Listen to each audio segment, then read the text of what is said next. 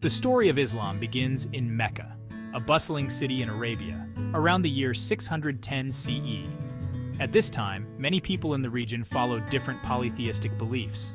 Life was centered around trade, and Mecca was a crossroads for merchants from far and wide. However, amidst the hustle and bustle, there was a man named Muhammad who sought a deeper meaning in life. I often retreated to a cave on Mount Hira near Mecca to meditate and reflect. Muhammad was known for his piety and thoughtfulness. It was during one of these retreats that something extraordinary happened, forever changing the course of history. At the age of 40, Muhammad received his first revelation from God through the angel Gabriel. This divine message marked the beginning of Islam, a word that means submission or surrender to the will of God. Islam taught that there is only one God, Allah, and that I was his messenger. This belief in one God was not entirely new to the people of Arabia.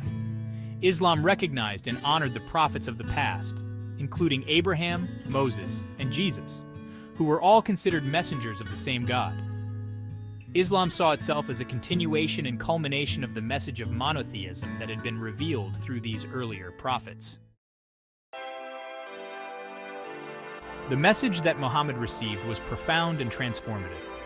First and foremost, it emphasized the oneness of God, Allah, and the importance of submitting to His will. This belief, known as Tawheed, or oneness of God, formed the bedrock of Islamic faith. Islam stressed the importance of living a righteous life based on the principles of justice, compassion, and honesty. My revelations emphasized the significance of prayer, fasting, charity, and pilgrimage as acts of worship and devotion to God. These practices, along with the 5 pillars of Islam, provided a framework for Muslims to live their lives according to God's will.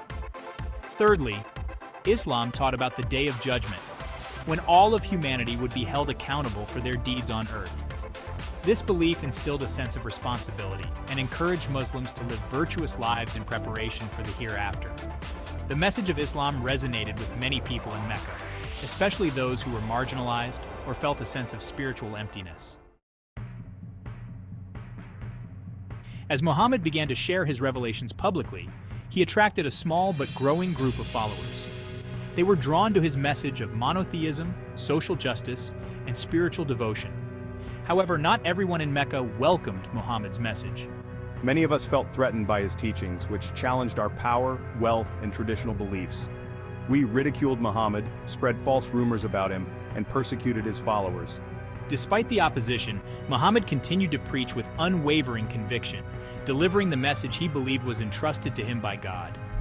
As the persecution intensified, Muhammad and his followers faced increasing pressure and hostility. The Meccan authorities tried to silence him and stop the spread of his message. They boycotted his clan, subjected his followers to physical abuse, and even threatened Muhammad's life. In the face of mounting persecution, Muhammad received a divine command to migrate from Mecca to the city of Yathrib, later renamed Medina, which means the city of the prophet. This event, known as the Hijra, marked a turning point in Islamic history. In 622 CE, Muhammad, along with his loyal followers, embarked on a perilous journey to Medina, about 200 miles north of Mecca. We left behind our homes, possessions, and loved ones, seeking refuge and the freedom to practice our faith. The Hijra was not just a physical journey, but also a spiritual one. It signified the establishment of the first Muslim community, or Ummah, where Muslims could live in peace and harmony. In Medina, Muhammad established a mosque, the first place of worship for Muslims, and laid the foundations for a just and equitable society.